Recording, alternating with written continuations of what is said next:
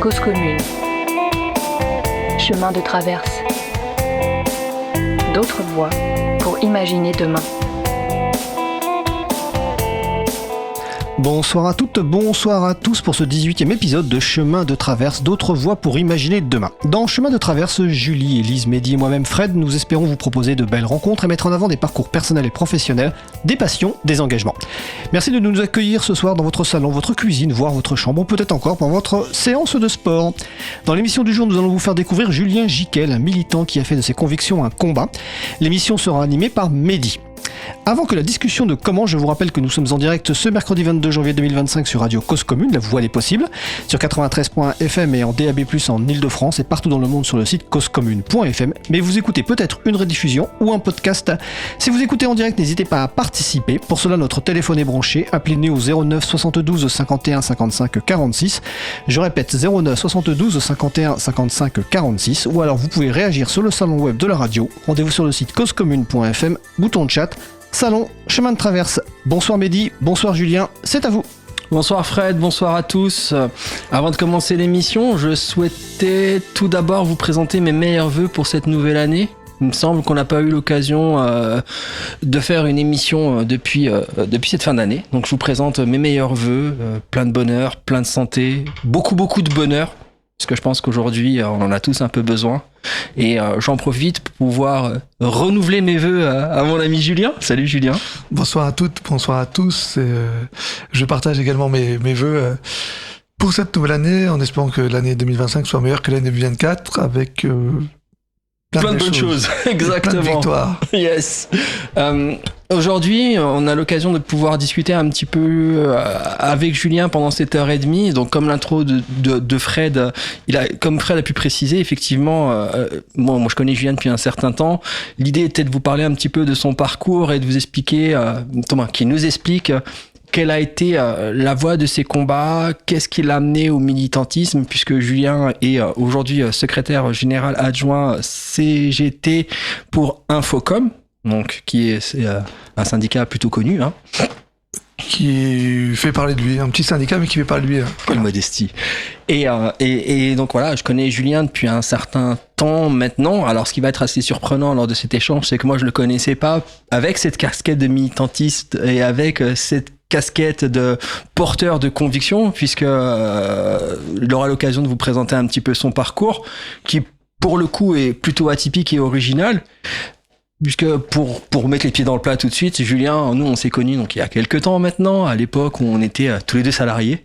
Tous les deux salariés, il y a une quinzaine d'années, Exactement. On était jeunes, beaux et ambitieux. On est toujours beau, hein. Un peu moins jeune, mais toujours beau, et l'ambition, bon, hein, c'est assez subjectif. Et voilà, donc on a eu un passé commun par rapport aux salariés, et aussi une passion qu'on avait en commun qui était la musique. Et c'est assez marrant, puisque pour parler un petit peu en préambule de ton parcours, tout a commencé par la musique, par le rap. Effectivement. Est-ce que tu peux nous en dire plus par rapport à ton passage dans le hip-hop? Alors, mon passage dans le hip-hop fut fort intéressant et formateur. J'étais effectivement un amateur de rap et j'ai bossé dans le rap. Et ça m'a permis effectivement de m'éclater et de kiffer. Parce que quand effectivement tu travailles et t'as l'impression que c'est une passion, t'as pas l'impression de bosser. Ouais, c'est clair. Donc moi je bossais dans un magazine qui s'appelait Radical, qui était le magazine du hip-hop. Ouais, il faut recontextualiser aussi un petit peu pour la jeune génération. Ouais. Julien vous parle d'un magazine qui était, on va dire, dans le golden age, dans l'âge d'or du hip-hop français, puisque c'est vrai qu'il y avait quand même pléthore de médias, ouais. Et il y avait pléthore de radios qui étaient aussi un petit peu à leur balbutiement, à leurs origines. On parle un peu de génération. Il y avait aussi la Vado FM, il y avait encore Skyrock, il y avait après d'autres radios en province aussi, des petites radios, mais qui ont fait le job. Et nous, voilà, moi, c'était un média qui regroupait différents titres de presse, dont Radical, et la radio qui s'appelle Génération. Et donc, moi, je m'occupais de la pub et des partenariats.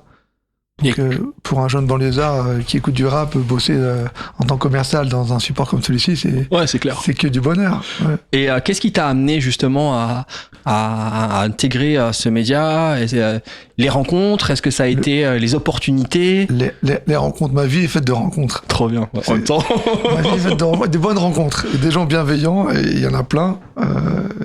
Et quand tu sèmes le bien autour de toi, en général, tu récoltes également du bien. Moi, je bossais à l'époque au BHV, pour ceux qui ont connu. Il en reste un encore à rue de Rivoli, mais qui va très mal. Et j'étais au rayon disque, déjà, parce que j'avais fait un bac pro en alternance au BHV au rayon disque. Yes. Et je m'éclatais, parce que j'avais un formateur en alternance qui était juste topissime. Après, j'étais en CDI, et toujours rayon disque.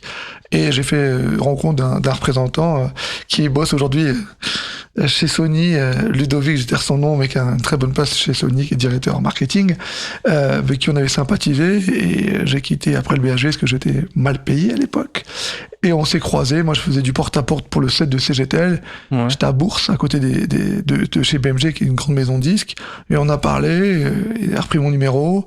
Il m'a rappelé 3 semaines après, il m'a dit, j'ai mon meilleur pote, mon pote d'enfance, Antoine, qui va être directeur commercial de Radio Génération et de Radical. Ça t'intéresse? Je dis ouais. Ouais, carrément. Donc on fait le rendez-vous, ça se passe hyper bien. Et j'ai été embauché. Ouais. Et donc là, t'as pu associer, entre guillemets, travail et passion. Et donc du coup, je comprends tellement le fait de dire que quand tu vis ou quand tu travailles sur quelque chose que tu kiffes, t'as pas du tout l'impression de travailler. Non, non, surtout que tu vas tu rencontres des gens, tu rencontres des artistes. Quand t'es un petit jeune, t'es content de rencontrer les gens que t'apprécies. Ouais. Tu sors, tu fais croquer tes potes, boîte de nuit où t'es jamais pu rentrer, parce que quand tu que des partenariats, du coup, de facto, c'est toi qui fais les deals. Ouais. Et donc, tu rentres en soirée où tu rentrais pas, je rentre pas, okay. J'étais jamais rentré, au VIP, j'étais jamais rentré, je pouvais faire rentrer mes potes, donc c'était génial. Ouais, putain, c'est le rêve, ça. Pourquoi je t'ai pas connu à cette époque-là? C'est fou, ça. Mais toi, tu serais pas rentré. Tu serais pas rentré. Tout ça parce que je suis beau. Voilà, il y avait un critère de beau, on avait dépassé les quotas. Mais, ouais, du coup, c'était juste un kiff, et encore, on parle de rencontres, et j'ai pu continuer dans la musique parce que j'ai rencontré également, je suis peut-être un peu vite en besogne, mais j'ai rencontré l'artiste que j'ai managé par la suite, encore à Génération, parce qu'elle avait une émission là-bas, et j'ai continué à bosser à la musique grâce toujours aux relations que j'ai pu avoir à Génération et Radical. Est-ce qu'on peut la citer On peut la citer. Princesse Agnès, gros big up à elle. Salut Agnès, si tu nous entends, big up à toi. Elle écoutera le podcast que j'ai pas dit qu'on faisait. Je me suis dit, on sait jamais si je me foire, il y aura pas de traces. Ouais, c'était Princesse Agnès, gros big up à elle, parce que c'était une des premières rappeuses en France. On parlait beaucoup de Lady Destiny, de Jams et d'Agnès. Qui est rentré dans un gros crew, un collectif qui s'appelle Diabus System. D'ailleurs, je l'invite à venir dans cette émission. Il faut pas faire que les grosses radios. Il y a Cause Commune qui est important aussi. Il faut pousser un peu les plus petits médias. Et elle avait une émission sur Génération avec Bob, Génération 2000. Et elle avait déjà fait un album en licence chez BMG avec un groupe qui s'appelle Les Spécialistes. Okay. La particularité de Spécialistes, c'était le seul groupe mixte qui existait. Ouais. Donc Tepa, Père son âme, qui nous a quitté maintenant il y a 5 ans, et Agnès, le Diabus System, ils ont sorti un album, il y a eu un succès d'estime, parce que ça kickait sec, ça rappait fort à l'époque, et c'était vraiment intéressant, et puis comme elle j'étais ça dans le boulot, on se côtoyait vite fait comme ça à la radio, et elle a voulu que je la manage, et moi je dis mais je connais strictement rien. Elle me dit, on m'a dit du bien de toi, il paraît que t'es honnête et tu bosses bien, donc let's go. Et je me suis mis au management en même temps que j'étais commercial à Génération. Après, c'était compliqué de faire les deux, mais pendant quelques temps, j'ai fait les deux. D'accord. Et après, j'ai arrêté. Je me suis occupé à plein temps d'Agnès. Et après, des spécialistes, on a signé chez For My People, qui est le label, qui était le label de Coup de Chaîne. De NTM. DNTM, oui, pardon, Coup de Chaîne de NTM, donc Joe Star et son pendant et son acolyte Coup de Chaîne. Et on a signé l'album. Et pareil, donc...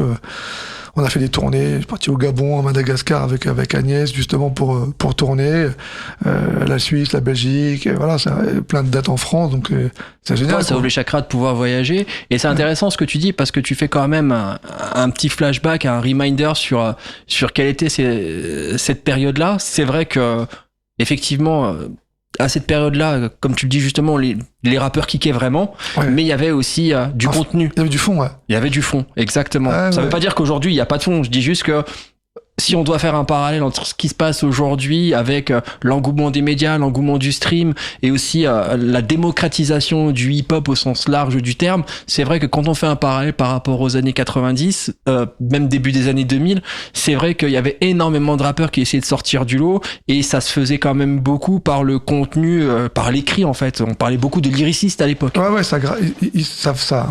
Alors, je vais pas faire le vieux con en disant rap, c'était mieux avant, mais moi, quand j'ai des ados, quand j'écoute ce qu'elles mettent sur aux enceintes chez moi, ça pique les oreilles, je saigne du nez parfois.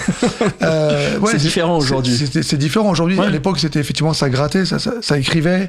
Il y avait du fond. Il y avait des fois de la politique, tu vois, je parle de Princesse Agnès, il y avait un morceau qui s'appelle Si j'étais un homme, qui est très engagé, elle a fait un morceau sur le Darfour, elle est partie au Darfour, aujourd'hui, enfin voilà, moi je me reconnaissais, en fait, dans ces textes, dans les textes même d'autres rappeurs, il y avait des trucs, je me rappelle à l'époque en 2002, quand Jean-Marie Le Pen est au second tour, c'est une claque. Oui, c'est vrai. Quand tu vois 20 ans après, sa fille est au second tour, ça génère pas tout ça, et elle avait appelé tous ses potes rappeurs, et ils avaient fait un morceau de 11 ou 12 minutes, il y avait tous les rappeurs parisiens qui étaient venus, qui avaient enregistré. Le lendemain, le dimanche soir, c'était des élections. Dimanche, le lundi, tout le monde était réuni. Dès le dimanche soir, lundi soir, ça passait sur Sky, sur toutes les radios, sur Génération, parce qu'il y avait un vrai sens. Et puis les médias aussi avaient une vraie envie de pouvoir relayer ces messages-là, parce que c'était quand même la première fois qu'on voyait l'extrême droite à la porte du gouvernement en France et du pouvoir, quoi.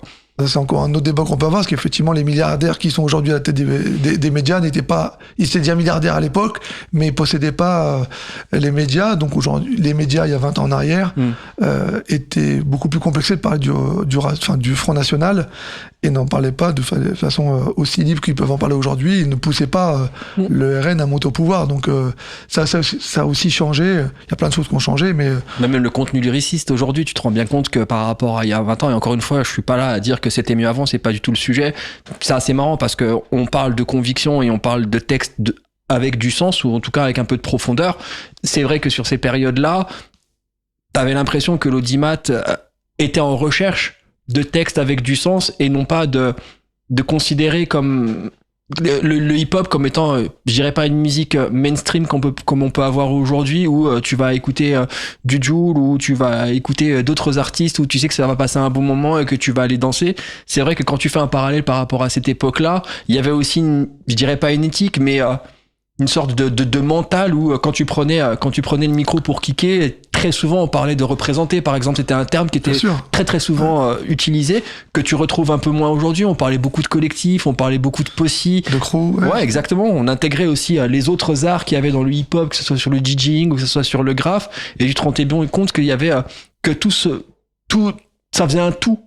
Ça faisait un tout, et c'est vrai que quand t'arrives au balbutiement, moi j'appelle ça le Golden Age, parce que c'est vraiment là où j'ai eu le sentiment que cette musique-là a vraiment éclore et a pris ses lettres de noblesse en France.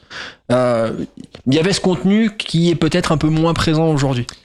Ouais, je partage ton point de vue. Après, les jeunes qui vont écouter aujourd'hui, moi ma grande, elle va avoir 18 ans dans quelques jours, elle va écouter les musiques d'aujourd'hui, les Gazo, les Jul et tout ça, mais je lui ai fait, et sa mère également, qui travaille dans la musique, qui travaille dans la musique, lui a fait connaître effectivement le rap d'avant. Et elle est capable de citer un morceau de Lunatic ou de Pete Bacardi ou d'Oxmo, comme elle va citer un Gazo ou autre, ou un Booba, un Rof. C'est un devoir de mémoire, t'es obligé de donner des classiques. C'est des classiques. Et c'est au moins une fierté, je me dis, bon, tout n'est pas perdu. Non, je t'assure, j'ai la mienne justement qui a 14 ans aussi, et qui écoute beaucoup de rap français, donc on est un petit peu, je suis un peu en décalage par rapport à elle, parce que c'est vrai qu'elle me fait écouter beaucoup de choses sur lesquelles je me retrouve peut-être un peu moins. Ça veut pas dire que c'est pas bien, et justement, j'essaie d'ouvrir mes chakras un petit peu à ce qui se fait actuellement, tout ce qu'elle considère elle comme étant bien, pour comprendre qu'est-ce qui les attire. Et c'est vrai que j'ai l'impression que les codes que nous on a pu connaître à cette époque-là,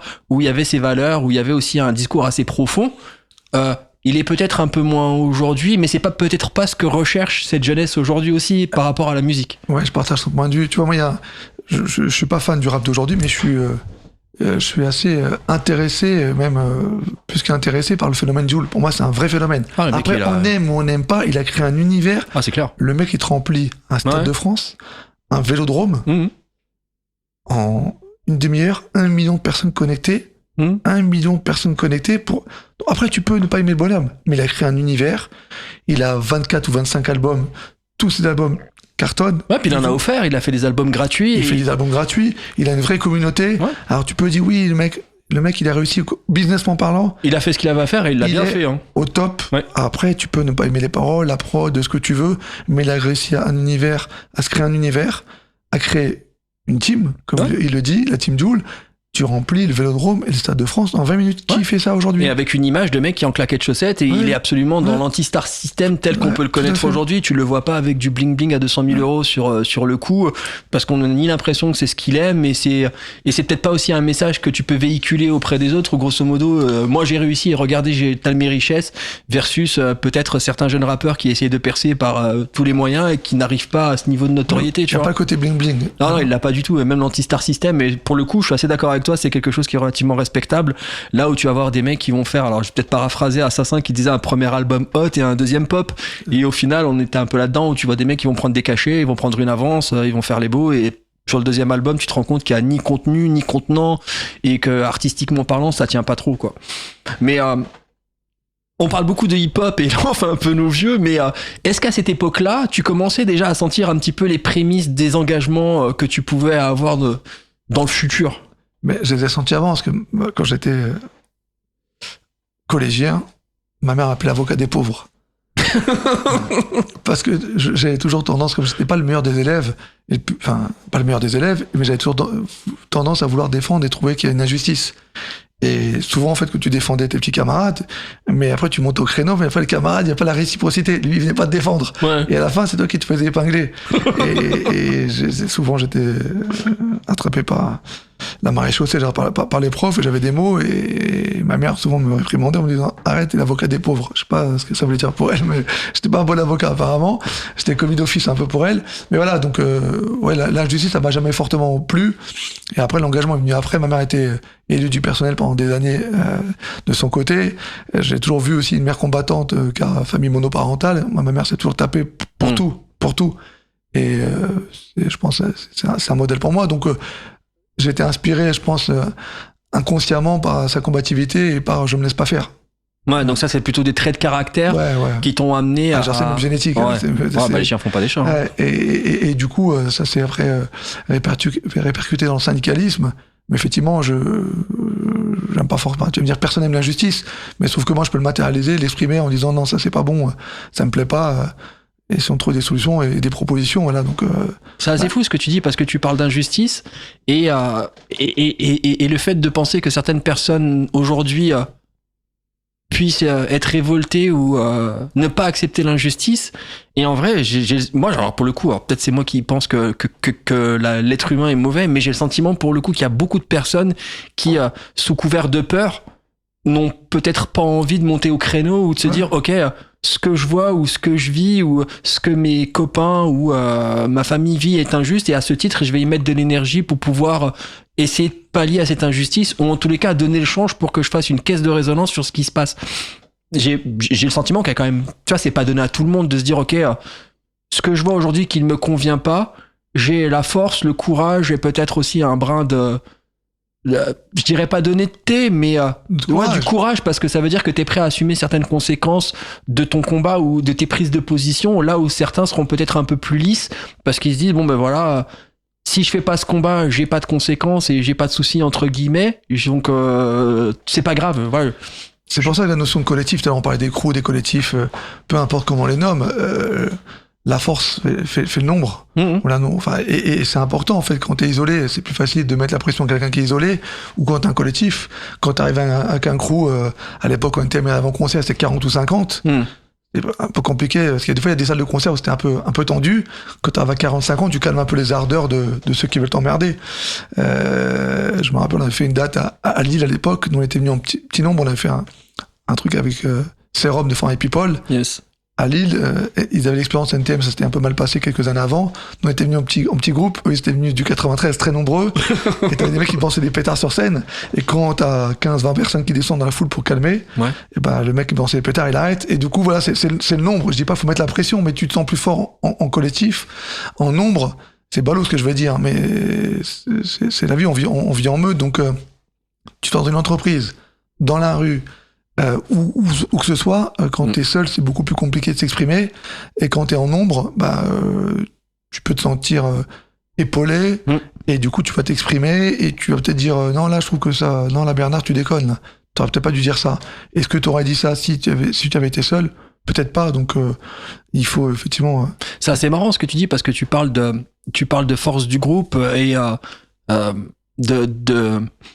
d'être capable de pouvoir à un moment donné, puisqu'on est plusieurs, de pouvoir insuffler une énergie qui en règle générale est censée être positive. Mais là, pour parler de Bernard, peut-être que Bernard lui pouvait se dire voilà, il y a un crew, il y a un collectif de hip-hop qui va venir, et sans pour autant connaître les tenants et les aboutissants des valeurs que le crew va vouloir représenter, peut partir dans des clichés. C'est assez connu que sur cette période-là, dès que tu étais plus d'une dizaine, ou quand tu étais un groupe qui venait dans un concert, très souvent on te ramenait à une image de mec violent qui a 3 mots de vocabulaire, qui a pas de cerveau. Et surtout quand c'était des gens racistes, enfin ce sont des gens racisés, donc des gens issus de l'immigration, racisés pas comme mon homme, chacun prendra le mot qui lui convient, issus de banlieue, pour eux c'était, une thème le dit souvent, des gens, tu dansais sur la tête, pour eux, c'était des sauvages, mais c'est un ramassis de clichés qui faisait que les gens avaient plutôt peur de venir et discuter avec ces collectifs-là. Mais c'est vrai que cette notion de représenter était un truc qui était réellement existant et qui avait une vraie valeur. Moi, je viens du 94, on était vachement fiers. Mafia Quinfri, il y avait plein de rappeurs du 94, de Vitry, Orly Choisy Vitry, MC Solar qui vient de Villeneuve-Saint-Georges, mais qui chantait un ode aussi au 94. Donc, nous, on était effectivement fiers. Ou dans le sport, mais à l'époque, il y avait pas trop de sportifs qui venaient de chez nous, mais donc nous, on était effectivement fiers de dire lui il vient de chez toi, l'autre il vient de chez toi. Ça permet effectivement d'exister. Il y avait pas la présence des réseaux sociaux. Je jouais nos vieux cons, et moi j'ai 47 balais, et du coup effectivement t'existais par rapport à un groupe, un artiste. Tu t'accaparais en fin de compte pratiquement le succès, parce que tu disais ils viennent de chez moi, ou c'est le même département, c'est les voisins, donc t'as besoin d'exemplarité. Pas forcément d'exemplarité, parce que tout le monde n'était pas forcément modèle de réussite. Ouais, modèle de réussite, ou de faire parler de ta ville, ou faire parler d'un quartier, faire parler de ton département. T'as besoin de cette appartenance. Tu dis il représente mon département. Donc Non, donc si on résume, le début des convictions commence en fait au berceau avec maman qui était représentante du personnel, et toi qui était l'avocat des pauvres et qui considérait que dès que tu voyais une injustice, il fallait monter au créneau et t'étais prêt à assumer les conséquences. Ça m'a joué des tours. Ça, je veux bien te croire que ça t'a joué des tours. Qu'est-ce que t'en as retenu de cette période-là par rapport déjà au milieu, et puis surtout par rapport au niveau d'engagement que t'aurais pu avoir justement sur certaines valeurs un peu militantistes? Qu'est-ce que j'en retiens? Est-ce qu'il y a je parlerai pas de faits d'armes parce que c'est pas réellement le cas, mais est-ce que le fait d'avoir bercé avec des personnes qui avaient des convictions, d'avoir été représentant d'une artiste qui pour le coup avait des textes avec un vrai fond? Moi j'étais fier, j'étais super fier de bosser, parce que c'était la première fois que je manageais. C'était une artiste qui kickait, qui savait écrire, qui savait parler. Tu t'identifiais justement à ses écrits? Ouais, bien sûr. Ouais. Moi, je kiffais ce qu'il faisait. J'étais manager, mais j'aimais. Premier groupie, quoi. Ouais, ni Dieu ni maître, mais je kiffais ce qu'elle faisait. Moi, je pouvais écouter. J'aurais pas pu manager. Si t'aimais pas. Une artiste que j'aurais pas. Tu dis parce que quand tu tapes des séances de studio de 12 heures. Et tu dis, putain, c'est de la merde ce qu'elle fait ou ce qu'il fait. Tu dis, waouh, ça va être long, là. Mais t'aurais pu être l'agent producteur qui court après l'argent et qui considère que l'artistique passe au second plan, tu vois. Non, parce que moi, c'était pas, dans tout ce que j'ai fait, en tout cas, c'est pas un plan de carrière. Ça m'est venu, elle m'a chopé, je veux qu'on fasse ça a matché, je dis, on y va. Donc, c'est pas un plan de carrière. Donc, moi, je me suis dit, ok, ça peut être sympa. Ouais. Et après, tu te prends au jeu, tu tournes, tu fais des concerts. L'Olympia, après un parti de coucher. Une fois, moi, j'étais fan d'NTM. Quand j'écoutais la première fois NTM, j'étais en 5e, ça m'a mis une gifle. Donc là, tu faisais après un parti d'un mec qui t'a mis le pied à l'étrier au niveau du rap. Donc c'est que du bonheur, ouais. Je garde en tête la notion de plan de carrière parce qu'on aura l'occasion d'en reparler, tu vois, ça c'est marrant. Il y a rien de calculé, ouais, mais c'est ça qui est beau, je pense, justement, dans ton parcours et dans la personne que t'es, c'est que il y a rien qui est calculé. C'est, tu vois, on parle pas forcément d'avancer à l'instinct, mais d'avoir une base de conviction qui est quand même assez forte, qui est aussi qui peut être un driver, tu vois, dans les choix que tu fais dans la vie, fait que, bah voilà, à un moment donné, t'aurais pu prendre des décisions qui auraient pu être liées au matérialisme, par exemple, tu vois, t'aurais pu très bien te dire, ok, voilà, j'ai une artiste, ou en tout cas, je suis agent d'une artiste ou d'un possi qui a des textes, je vais faire en sorte que demain, ils deviennent ultra riches, qu'on place l'argent au-dessus de tout, quitte à dénigrer les valeurs ou en tous les cas les postures des artistes de cette époque-là, versus on récupère l'argent et demain c'est loin et peu importe ce qui va se passer en termes d'image, on est à l'abri confortablement, matériellement, tu vois. Parce que c'était pas les valeurs déjà d'Agnès, donc c'était juste pas possible, même si j'avais voulu, elle m'aurait mis un coup de pompe. Donc c'était pas la volonté, donc pour ça que c'est un matché, parce qu'on avait une volonté commune, c'était de faire de la musique, et sa musique, et pas essayer de se travestir en faisant un truc plus crossover, plus radio, formaté. Yes. On est parti sur un truc qu'elle avait appelé Conte de Fées, et FITS, et ça se résumait bien, non, c'était vraiment ce qu'elle avait voulu faire, on a pu le faire, c'était un vrai kiff. Ouais. Et cette première partie, on va dire, de ta vie, est-ce que c'est quelque chose qui a duré longtemps ? Non, 5 ans. 5 ans, c'est beaucoup, hein, pour moi. Ouais, c'est beaucoup, d'accord. Ah, ok, non, parce qu'après, j'ai quitté du coup Radical et Génération. On a travaillé qu'avec Agnès uniquement sur le management. C'est beaucoup, 5 ans. Ouais. Tu me connais, moi, je suis pas quelqu'un qui reste très longtemps au même endroit. Ouais, c'est vrai. Ça, c'était 6 mois. Mais, c'est pas bien. Ouais, non, ouais. Moi, j'ai l'impression que c'était pas longtemps, mais tu vois, aujourd'hui, j'en parle. Pas jouer mon vieux con, mais pas comme une nostalgie, mais moi j'ai adoré ces moments-là. Mais dans tout cas, tous les boulots que j'ai fait, j'ai toujours aimé mes boulots. Mais là, quand tu bouges, c'est une bande de potes. Ouais. Donc tu vas en concert, tu dors à l'hôtel. À l'époque, j'ai pas l'occasion de dormir à l'hôtel. Tu vois, donc c'était des moments, c'était une colonie en fait. Ouais, et puis il y a des vraies découvertes aussi. Ouais, bah, bien sûr. Ouais, et je parle pas uniquement de matérialisme, comme tu le dis en rigolant, cette histoire d'hôtel, mais c'est vrai que c'est une vraie histoire humaine. Bah ouais, tu prends le train avec des potes, t'amènes un peu de plaisir aux gens, parce que quand tu vas à un concert, les gens ont payé, et ils sont pas payés pour voir toi, parce qu'ils ont rien à foutre de toi, ils te connaissent pas, mais ils viennent voir une artiste, ou un plateau en tout cas, et quand tu vois les gens qui kiffent le concert, et qu'à la fin ils viennent voir ton artiste, tu te dis bah on a réussi à créer un truc, donc une émulation, et c'est kiffant. Ouais. Est-ce qu'il y avait des garde-fous par rapport justement aux convictions ? Parce que là, on a quand même parlé beaucoup de hip-hop et de tout ce qui gravitait autour. Encore une fois, il y avait aussi ce contenu lyriciste, il y avait aussi ces textes qui étaient engagés, qui étaient... On a eu un cas de conscience une fois. Ah. Il y avait une chanteuse grand public qui l'avait appelé, qui voulait faire un morceau. D'accord. Donc on s'est posé la question, on s'est dit on y va pas. L'argent ou la mentale ? Non, parce qu'en fait, il y avait on l'a rencontré. D'accord. Et c'était Lame à l'époque. Lame, la chanteuse. Et qui avait fait quand même 1 ou 2 titres, qui avait un peu cartonné. Et en fait, on a été parce que c'était déjà au niveau humain, Agnès et Lame, c'était vachement bien passé. Et c'était sur les fous du volant. Et le thème, en fait, était intéressant. Si ça avait été un thème bateau sur boîte de nuit, Agnès n'aurait pas fait. Mais comme c'était sur les fous du volant et ça permettait de parler d'une thématique importante, parce qu'il y a vraiment effectivement des fous du volant, des gens qui tuent des gens. Et c'est vrai qu'Agnès a été. Donc on s'était posé la question. C'est la première collab, premier feat qu'elle faisait grand public hors du rap en fait. D'accord.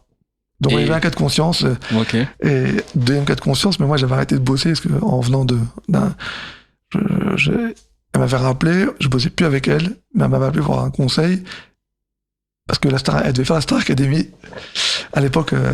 Au début, les premières versions de la Starac ? Ouais, je te dis ça il y a 20... Ouais, Star Academy 1.0, quoi. Qui cartonnait. Ouais. Et il avait demandé à Lame de faire le morceau, et elle voulait savoir, elle m'a dit, qu'est-ce que t'en penses ? C'est pas le morceau, tu l'as fait, faut assumer. Enfin, maintenant, il a été fait. Ouais, c'est clair. Faut le diffuser. S'il faut chanter sur Starac, vas-y, c'est grand public et ça permet d'avoir une audience, c'est ce qui est plutôt intéressant. Après, ça sont des médias mainstream, mais ça te permet effectivement. Ah oui, t'as une vraie caisse de résonance là. T'as une caisse de résonance, donc quelque part, le message que tu voulais faire passer, là, c'est bien de le mettre sur FPP, sur Génération, sur Ado. Là, à l'époque, ça cartonnait, c'est peut-être 8-9 millions de personnes qui vont être sensibles à tes propos. Faut y aller. C'est fou, je vais faire un parallèle juste avant notre première pause musicale, mais il me semble qu'il y a eu un artiste qui avait posé un morceau un peu engagé. C'était quoi, dans le Grand Journal?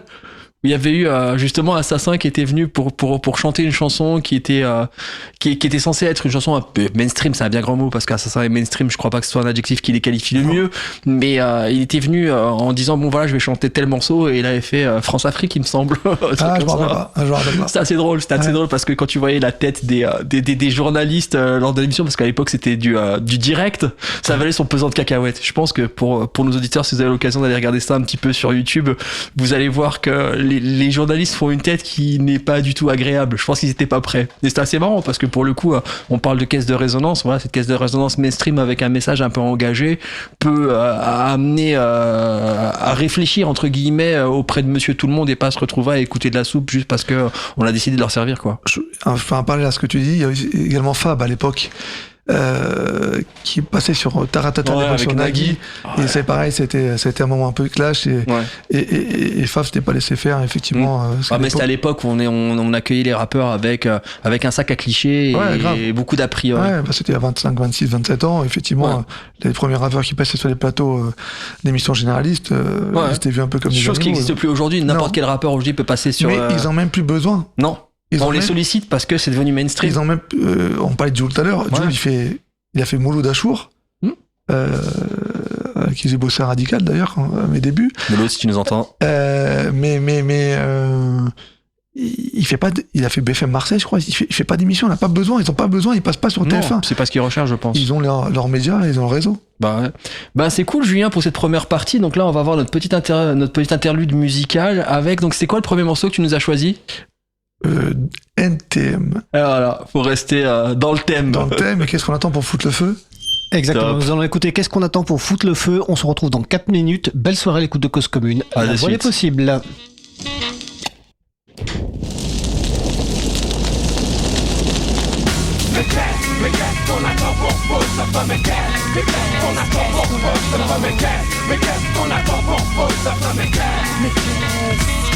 Les années passent, pourtant tout est toujours à sa place. Plus de bitume, donc encore moins d'espace vital est nécessaire à l'équilibre de l'homme. Non, personne n'est séquestré, mais c'est tout comme c'est comme de nous dire que la France avance alors qu'elle pense par la répression stop et net la délinquance. S'il vous plaît, un peu de bon sens, écho ne régleront pas l'état d'urgence à coup sûr. Ce qui m'amène à me demander combien de temps tout ceci va encore durer. Ça fait déjà des années que tout t'aurais dû péter. Dommage que l'unité n'était de notre côté, mais vous savez que ça va finir mal. La guerre des mondes, vous l'avez voulu, la voilà. Mais qu'est-ce qu'on attend pour Mais qu'est-ce qu'on attend pour ne plus suivre les règles du jeu? Mais qu'est-ce qu'on attend pour Mais qu'est-ce qu'on attend pour Mais qu'est-ce qu'on attend pour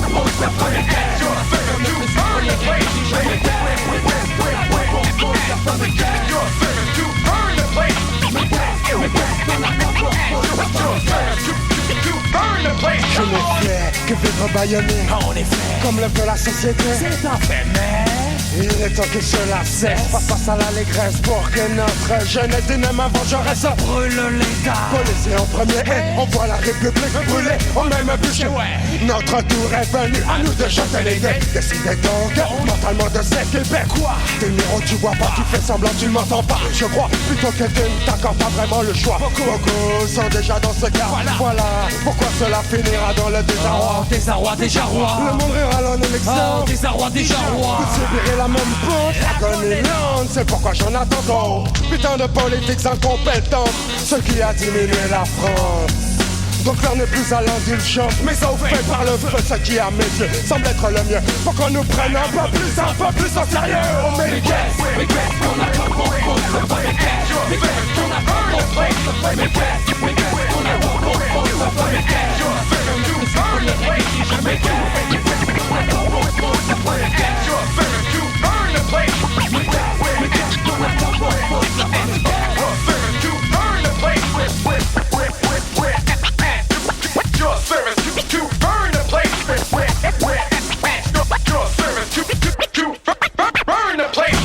Dorénavant la rue ne pardonne plus. Nous n'avons rien à faire car nous n'avons jamais eu. À votre place, je ne dormirai pas tranquille. La bourgeoisie peut trembler, les guerres sont dans la vie. Pas pour faire la fête, qu'est-ce qu'on attend? Pour foutre le feu, allons à l'Élysée brûler les vieux et vieilles. Faut bien qu'un jour ils payent. Le psychopathe qui sommeille en moi se réveille. Sur nos repères, sur nos modèles de toute une jeunesse. Vous avez brûlé les ailes, brisé les rêves, tari la sève de l'espérance. Oh, quand j'ai pensé. Il est bon qu'on y pense, il est temps que la France daigne prendre conscience de toutes ces offenses. Face de ces hontes, des leçons à bon compte. Mais quand bien même la coupe est pleine, l'histoire l'enseigne, nos chansons vaines. Alors arrêtons-nous. Plutôt que cela traîne ou ne traîne, même encore plus de haine. Une étion ne pourra incinérer ce système. Mais qu'est-ce qu'on a pas pour c'est pas mais qu'est-ce qu'on a pas pour c'est pas mais qu'est-ce qu'on a pas pour c'est pas mais qu'est-ce qu'on a fait qu'on ne plus pas les règles. Mais qu'est-ce qu'on a pas pour c'est pas mais qu'est-ce to burn the place with mais qu'est-ce qu'on a pas pour c'est pas mais qu'est-ce to burn the place with mais qu'est-ce qu'on a pas pour c'est pas mais qu'est-ce qu'on a pas pour c'est pas mais qu'est-ce qu'on a pas pour c'est pas mais qu'est-ce to burn the place mais qu'est-ce qu'on a pas pour c'est pas mais qu'est-ce to burn the place. Cause commune 93.1. Nous venons d'entendre Qu'est-ce qu'on attend pour foutre le feu de NTM. Vous écoutez toujours l'émission Chemin de Traverse. Nous sommes toujours avec Julien Jiquel. Mehdi anime l'émission. N'hésitez pas à participer à notre conversation si vous le désirez au 09 72 51 55 46. Je répète 09 72 51 55 46 ou sur le salon web dédié à l'émission sur le site causecommune.fm. Bouton de chat, salon Chemin de Traverse. Merci. C'est fou, hein. Julien, ton choix musical, quoi, 30 ans après? Ouais. C'est toujours d'actualité, hein. C'est pour ça que je voulais mettre, en fait, parce que rien n'a changé. C'est dingue, hein. C'est ça qui, c'est dingue et horrible en même temps. Oh, c'est clair. C'est ce qu'il disait à 30 ans, rien n'a changé, quoi. Ouais. On prend les mêmes, on recommence, parce que... non mais c'est vrai, tu peux prendre ce morceau aujourd'hui et considérer que c'est un morceau contemporain d'aujourd'hui, quoi. C'est fou. En dehors des écrits, même au niveau de la prod, c'est fort. Enfin voilà, au niveau de ce qui est gratté, 30 ans après, c'est la même chose. Rien n'a changé, donc c'est intemporel malheureusement, et rien n'a changé. On prend les mêmes et c'est la même, on recommence. Donc du coup, tu vois, pour reprendre un petit peu le fil de cette super conversation, c'est toujours intéressant de discuter. Le hip-hop, donc voilà, première période, début, on va dire, fondation, on va dire, militante, sociale, valeurs qui sont quand même relativement importantes. Et là, donc, grand écart. Grand écart. Ouais. Tu vas travailler dans des médias. Après, ouais. Je fais une petite parenthèse dans l'immobilier. Et après, effectivement... j'ai bossé, on a bossé ensemble il y a quelques années en arrière, mon cher Mehdi. Yes. Et c'est là que je prends mon premier mandat syndical. Ouais. Au bout de quelques années, c'est ça qui est assez paradoxal. Je me rappelle très bien quand j'ai pris mon mandat. Mais il faut aussi remettre le contexte. Donc effectivement, on était tous les deux, on travaillait pour un média à une certaine époque. On le citera pas pour lui faire de la publicité parce que ça en vaut pas le coup. Mais on était plutôt bien. C'était bien. Bonne de potes, on gagnait bien notre vie. Moi, probable que je gagnais confortablement ma vie. On était une bonne pote de potes. On prenait du plaisir à travailler. Ouais. Et c'est vrai que c'est assez marrant parce que t'aurais pu, tu vois, ce que je disais tout à l'heure, t'aurais pu faire le dos rond. T'aurais pu te dire, bon, mais voilà, aujourd'hui, mon précaré me convient. Je gagne ma vie correctement, même plus que correctement. Je peux éviter les histoires, je peux éviter d'aller me battre pour les autres. Et tu prends un mandat. Et je prends un mandat, ouais. J'avais envie de faire depuis quelques temps, puis il y a un de mes potes aux précédentes élections qui s'était présenté, il voulait pas le faire de l'ombre, donc je m'étais pas présenté. Et les mandats d'après, il y avait une élection CHSCT. Qui n'existe plus maintenant. Non, merci Macron. Qui n'existe plus, et du coup je me présente, je prends ma carte à la CGT. En décembre 2011, élection mars 2012, et mon pote me dit, tu vas pas te présenter sous la liste CGT. Tu vas te faire élire en indépendant. Carte blanche. Et après, une fois que t'es élu, on dirait que t'es... Donc c'est les représentants du personnel qui votaient pour les membres du CHSCT.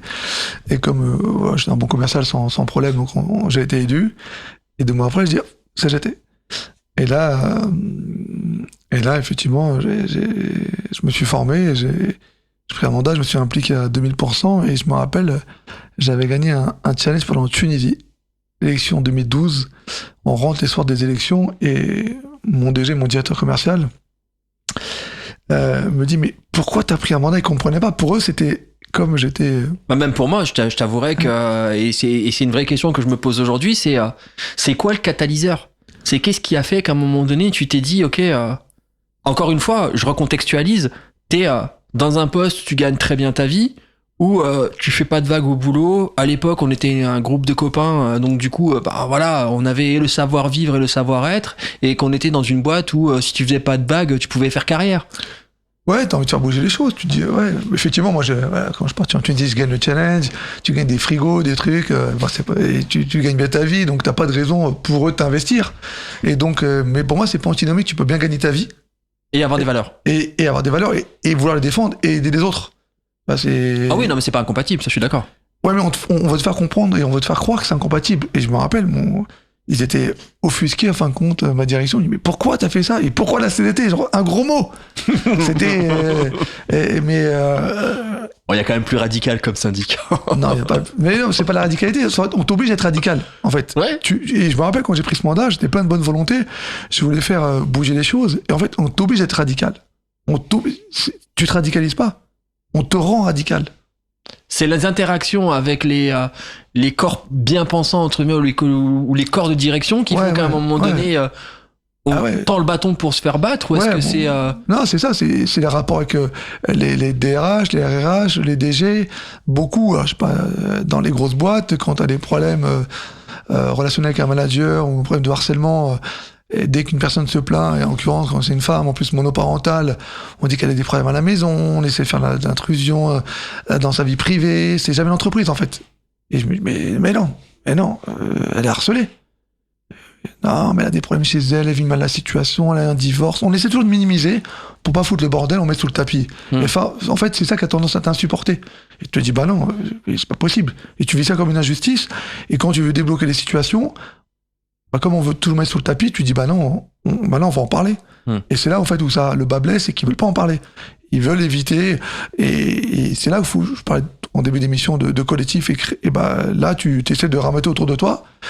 Alors il y a des gens courageux, d'autres un peu moins, mais au moins ils se syndiquent, ça permet effectivement de se sentir un peu plus fort, de s'organiser, et là tu fais des actions, des mobilisations, et ça monte crescendo, et t'arrives à créer un truc, et mais tu te radicalises parce qu'en face t'as un mur. Non, il y a pas de discussion, il y a pas de conciliation, il y a des pseudo-discussions qui te font croire que on va se faire avancer les choses, mais en fait... C'est de la para. Ouais. Et rapidement, tu comprends qu'il se passera rien. Et une fois, deux fois, trois fois, après t'es pas plus con qu'un autre, tu te dis en fait, ça sera toujours pareil en fait.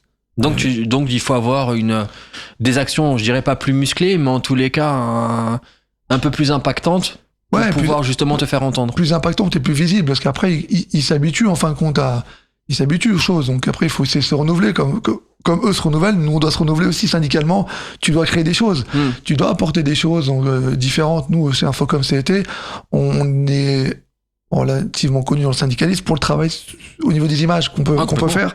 Encore aujourd'hui, on a sorti une affiche sur Donald Trump.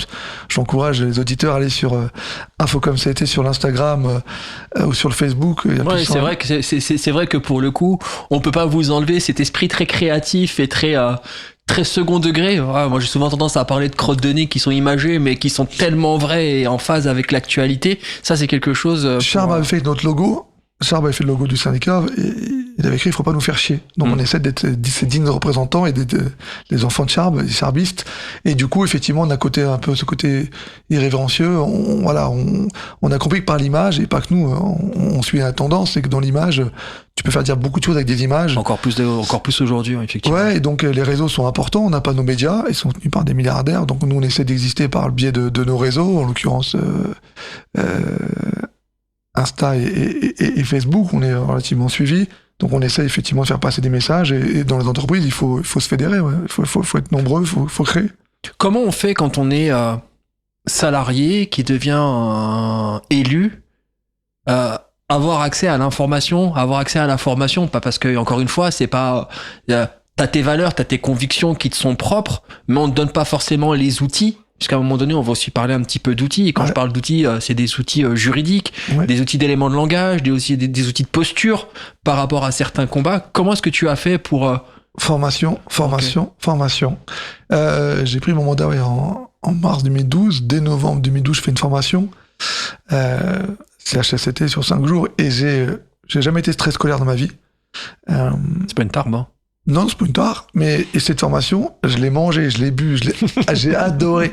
C'est vrai. Les formateurs étaient juste exceptionnels. Ah, comme quoi, quand le contenu est bon, ça donne envie, quoi. Ils vivaient ça avec passion. Déjà, première des choses, quand tu fais une formation, quand tu es élu CGT, tu fais pas une formation patronale. Donc, tu prends pas la formation faite par le patron, parce que le patron, la formation, et l'employeur qui va prendre une formation pour former ses élus, il va essayer de minimiser la formation.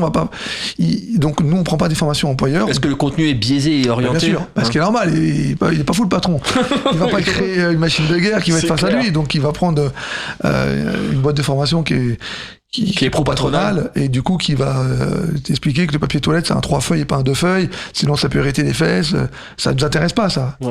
Donc on cherche du contenu et du contenant, donc c'est important déjà d'être formé, parce que les DRH sont formés, et tu vois, je me rappelle moi à l'époque, mon premier mandat, une des satisfactions, c'est qu'à un moment le RH et le DG étaient repartis en formation, parce qu'avec mes 2 petits camarades, on avait acquis un niveau qui était plutôt intéressant, et il avait pas le niveau. Et ils faisaient pas écho à l'interaction que tu pouvais avoir avec eux. Non, parce qu'ils n'avaient pas le niveau. Ouais. Parce qu'ils n'avaient pas l'habitude d'avoir des élus en face d'eux, ou des syndicats jaunes, ce qu'on appelle, donc pro-patronaux, et donc ils n'avaient pas l'habitude d'avoir du répondant. Donc ils se rendaient compte que expertise sur expertise, risques psychosociaux, droit d'alerte et tout ça, ils se sont dit, oulala, c'est compliqué. Tu vois, tu viens de dire un truc qui alors, je pense que je suis quelqu'un de naturellement candide, hein. Mais pour moi, syndicat et pro-patron, ça va pas de pair. Le seul syndicat qui est pro-patron pour moi, c'est le MEDEF. Non, non mais c'est vrai. Non, voilà, c'est marrant parce que j'aurais jamais pu croire que dans une entreprise, tu peux avoir des syndiqués, des représentants syndicaux qui soient consensuels. Alors, tu vois, dans l'entreprise dans laquelle je parle, c'était l'entreprise qui gagnait de l'argent. Le service dans lequel j'étais gagné de l'argent, mais pour éradiquer la présence de la CGT de mon syndicat et me faire taire, ils ont fermé mon service. Donc, si je comprends bien... Et les élus du personnel d'un syndicat qui s'appelle CFDT, ils avaient voté mon licenciement, la fermeture du service, d'un service qui gagnait de l'argent, une entreprise qui gagnait de l'argent. Donc on était moins de 10 à l'époque, c'était dans des commerciaux sédentaires, donc force assise. Donc c'était un licenciement économique et pas un plan de sauvegarde de l'emploi, donc pas un PSE. Donc ils avaient voté la fermeture du service. Donc tu votes, t'es élu du personnel, tu votes potentiellement le licenciement de 9 personnes. Ouais. Dans une entreprise qui gagne de l'argent, dans un service qui gagne de l'argent, qui profite, qui est bénéficiaire. Là tu es en train de parler d'illustration même d'une injustice. Et après, ils avaient voté mon licenciement. Des élus du personnel. Donc ouais, ça existe. Il y a des bons et des moins bons. Et il y a des syndicats, effectivement, qui sont proches de la direction ou trop proches de la direction. On a sûrement également, nous, au sein de la CGT, des brebis galeuses.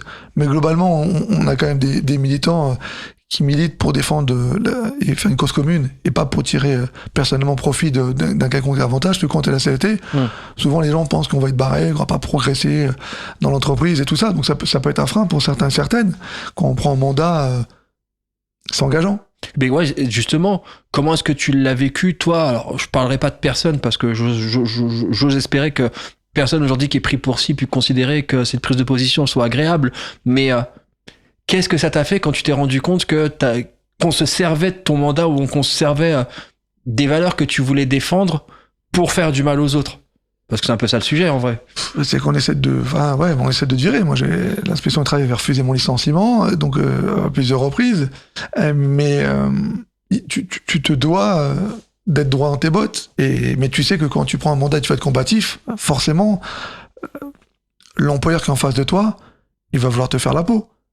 Voilà. Et moi, j'ai toujours tendance à dire qu'un bon syndicaliste, il doit au moins avoir était détesté par la direction. Plus que détesté. Pris pour cible. Et quand t'es un militant qui est dans la rue, bah, tu dois avoir fait une garde à vue, quoi. C'est des faits d'armes. C'est le jeu, ouais, parce que quand t'es dans la rue, t'es militant, bah, tu peux, et j'ai connu ça l'année à peu près un an jour pour jour, t'étais au tribunal pour le C'est clair, on en parlera tout à l'heure. Mais ouais, mais parce que tu dois un peu gêner.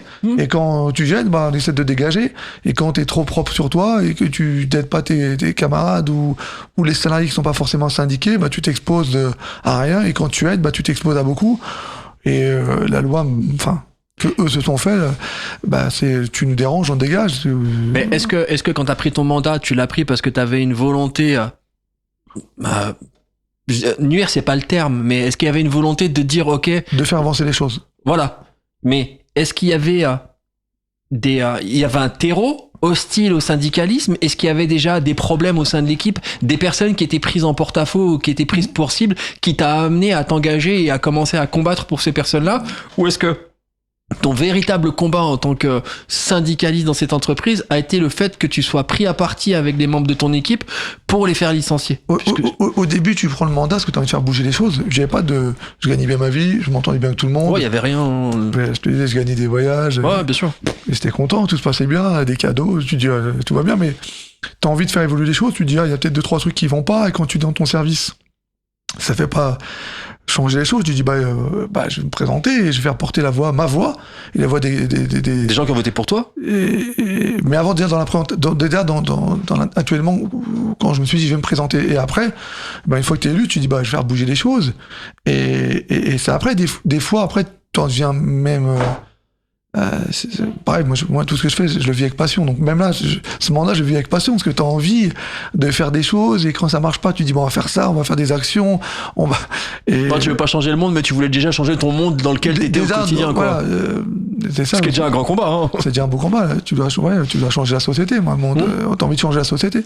Ouais, donc du coup, ce que je comprends, c'est que en ayant une envie de faire avancer et changer les choses dans le bon sens, t'as eu un écho qui était on peut plus fulgurant de la part de la direction, puisque t'es pris pour cible. Mais il y a un côté jouissif, parce que tu sais que tu déranges. Ouais, et puis j'aime bien. Et puis où ils ont pas compris des fois les choses. Alors oui, des fois les salariés ont peur. Moi j'aurais plein d'anecdotes, mais ce qui est jouissif, c'est qu'au début il y avait 2 de mes camarades qui avaient la carte, et après moi j'étais 3e, et après on était monté à une quarantaine. Ouais, donc ça a du sens. Donc en fait, les directions, quand il faut de la publicité, quand on parle de toi, alors ça te fait du mal parce que des fois on essaie de t'isoler, mais en fait ils font la meilleure des publicités, c'est qu'ils parlent de ton syndicat, et les gens se disent, au moins s'il y a un problème, je sais qui va me représenter. Eux, c'est des vrais syndicalistes, et il y a pas de parti pris, ils vont venir nous défendre. Donc quelque part, les gens viennent à toi pratiquement spontanément. Ouais, parce qu'ils te font une publicité, en fait, parce que tes actes parlent pour toi. Parce qu'il y a un travail de fond qui est fait, et effectivement, vouloir te barrer à tout prix, ça fait qu'on parle de toi en bien ou en mal, on parle de toi. Voilà. Ce combat, il a duré combien de temps? Il dure encore. Non, quand je m'entends. Il dure encore. Ce combat dans cette entreprise, il a duré 6 ans. C'est énorme, tu vois, comme quoi. Mais tu vois, le point... Mon point vraiment, c'est que mon DG s'est fait virer. Okay. J'ai contribué à ça. Et donc pour moi, c'était... Et je me rappelle, quand ils votent la fermeture de mon service, je prends un petit coup parce que j'étais à Rennes, c'est Ouest France, on va faire un peu de publicité, qui était l'actionnaire majoritaire. On était parti foutre le bordel avec des camarades, on était monté à une dizaine devant le siège, pour dire que ça allait pas.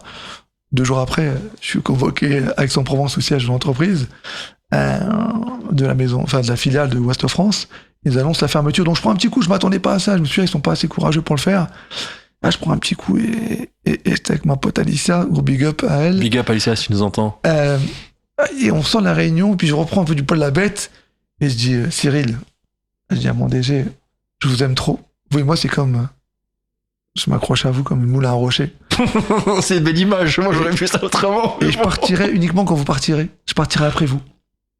Et il croyait, il rigolait, mais après j'ai vu qu'il était un peu bloqué, il s'est dit, qu'est-ce qu'il me raconte le con?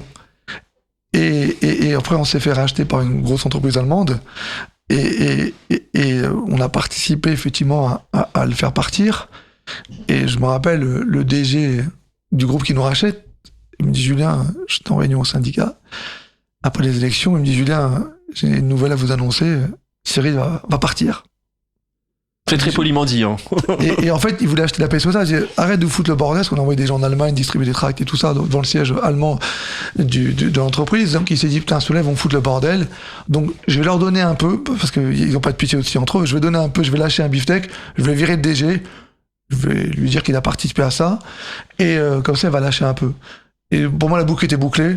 Et comme j'avais été élu secrétaire général adjoint du syndicat en mars 2018, donc je pouvais partir faire un mandat et honorer mon mandat de secrétaire et prendre de la hauteur sur mon mandat d'entreprise et donner un peu plus de rayonnement au travail que je pouvais faire syndicalement et l'action. Et du coup, me le faire dans une entreprise, cette action, bah tu peux le multiplier en plein d'entreprises et essayer de booster des potes à faire et à reproduire ce qu'on avait pu faire nous et mettre au profit tout ce qu'on a pu apprendre et apprendre encore plein de choses. Et effectivement, aujourd'hui, j'apprends tous les jours. Donc, on peut dire que c'est ces faits d'armes qui ont consolidé ta base militantiste et qui t'ont surtout donné, je dirais pas de l'expérience dans le combat, mais il y a aussi du contenu, tu vois. À un moment donné, si t'es pas armé, tu parlais tout à l'heure de formation. Bon, je fais abstraction de la passion parce que c'est un truc qui t'anime depuis un moment et si tu fais pas les choses à 200%, t'as le sentiment de pas réellement les faire.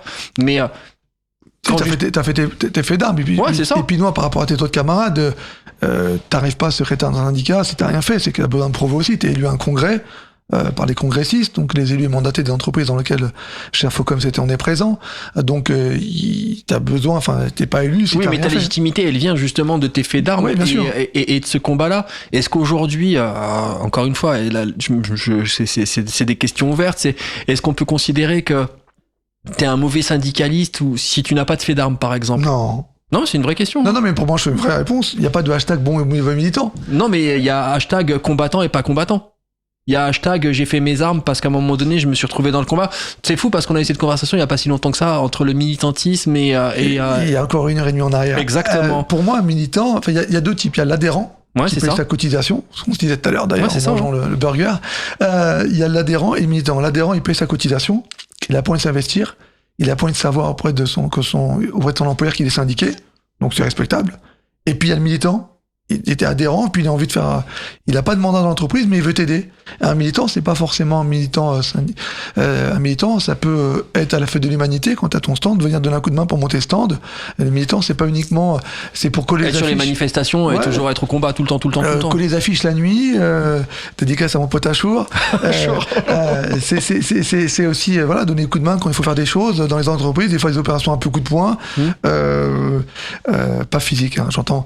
Mais voilà, c'est travailleur de l'ombre, quand il faut faire une action comme on a pu faire nous devant Bercy il y a pas très longtemps pour la suppression d'emplois de 10 000 salariés chez Mili, il faut des potes qui portent des bâches, il faut des potes qui vont porter des bâches, porter des micros, nettoyer le camion quand il faut le ramener. C'est aussi ça le militantisme, c'est que pour qu'il y ait des gens brillent, il faut qu'il y ait des gens derrière de l'ombre qui soient présents, quoi. Bien sûr, parce que nous, quand on est reçu par le cabinet du ministre le 7 octobre pour la suppression des 10 000 salariés, la liquidation judiciaire de Mili, s'il y a qu'une personne qui parle, les enceintes, il faut les porter, le groupe électrogène, il faut le porter, l'essence que tu as mis dans le groupe électrogène, il y a un pote qui est parti. C'est aussi ça le militantisme, c'est pas uniquement des gens visibles, mais il faut tout, parce que tu peux pas tout faire tout seul. Non, mais tu te rends compte que là, t'es en train de mettre en lumière des personnes, ou en tous les cas une image du militantisme qui n'est pas forcément celle que l'on peut voir. Tu vois, quand on parle de syndicats ou quand on parle de militantisme, garde en tête que dans la plupart des médias, et encore une fois, je suis pas dans la théorie du complot à dire est-ce que c'est orienté ou pas, mais on voit des têtes pensantes, on voit des personnes qui cherchent la lumière, mais on ne sait pas ce qui se passe derrière. On voit juste des effets d'annonce, on voit beaucoup de communicants, on voit beaucoup d'apparats et de postures. Ouais. Mais c'est important de mettre en lumière. Ouais, mais je trouve ça bien, au contraire. Tu vois, même tu vois, lors des manifs, il y a ce qu'on appelle le SO, le service d'ordre. Les mecs, ils le font bénévolement. Tu vois, c'est ça le militantisme. C'est les mecs qui vont prendre des coups pour protéger les manifestants. C'est aussi des potes qui vont être en avant. Il y a plein de gens. C'est pas uniquement ce qu'on appelle nous les politiques au sein de la CGT, donc ceux qui ont un mandat et qui dirigent les syndicats. Nous, en tant que secrétaire d'un syndicat, si t'as pas les potes qui mettent la main dans la merde, mais toi tu dois mettre la main dans la merde aussi, parce que t'as un devoir d'exemplarité, donc c'est pas juste t'es secrétaire et tu fais des belles phrases où tu vas sur des plateaux et tu dis tu donnes des leçons, parce que les potes ils vont dire t'es bien beau, mais aujourd'hui c'est ce que l'on voit.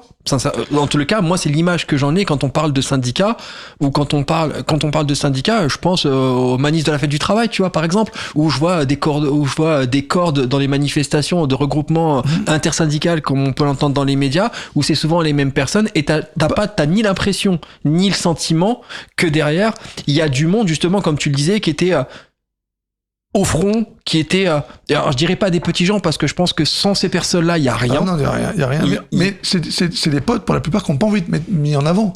Ils veulent être dans l'ombre, parce qu'ils ont peut-être pas l'expérience ou l'envie d'être vus à la télé, parce qu'il faut assumer. Moi, je vois Sophie Binet, la secrétaire confédérale, qui fait tous les plateaux de télé. Enfin, c'est un challenge, c'est un vrai sport. Partout, dans tous les coins de France, pour les soutenir, t'as plus de vie. Je me demande comment elle tient, honnêtement. Elle fait tous les plateaux de télé, toutes les radios.